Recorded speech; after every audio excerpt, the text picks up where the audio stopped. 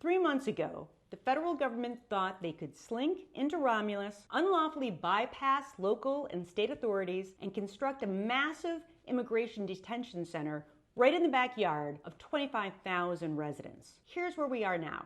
DHS and ICE have officially folded. This marks the 41st win over 56 total cases against this administration by my office. Following the lawsuit filed by my department alongside the city of Romulus, the federal government is now abandoning its plans and is putting the warehouse up for sale. Today's decision to sell the facility is not just a victory for the residents of Romulus, whose day-to-day life would have been upended by its presence, but it's a victory for the entire metropolitan Detroit region. ICE rushed into this ill-conceived, dangerous proposal to imprison 500 detainees inside a commercial warehouse. They sought to utilize a facility with a grand total of 6 bathrooms and only a 6-inch sewer line sitting directly in the way of a floodplain. It was cruel, it was unnecessary, and I am relieved that this chapter is coming to a close. Let's be clear, this sale did not happen by accident. Now, we filed our lawsuit in March because we knew this project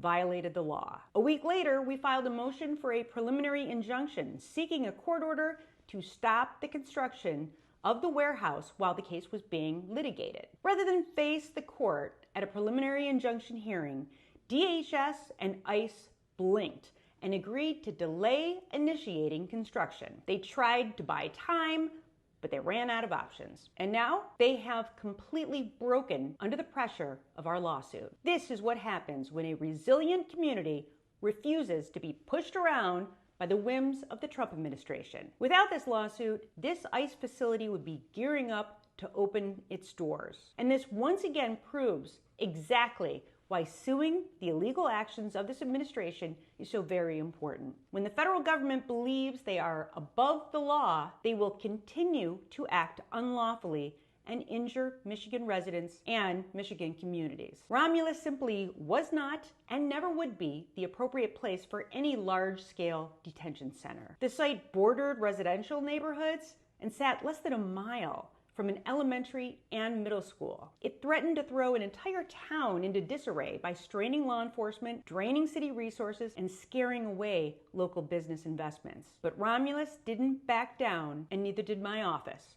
And we forced the federal government to look at the reality of their actions. But our work is not done until the paperwork here is finished. And my office will keep this lawsuit active until we have a signed agreement committing that DHS and ICE will never use this Romulus warehouse as a detention center and will list the property for sale. I want to extend my deepest gratitude to the leaders of Romulus, especially Mayor Robert McCray, to local residents who raised their voices, and the brilliant, dedicated attorneys in my office who made this day possible. Together, we showed the federal government that they cannot come into Michigan, break our laws, disrupt our communities, and expect us to sit on our hands. I remain undeterred in my pledge to protect the people of this great state from unlawful federal actions and unnecessary harms, even when perpetrated by our own government.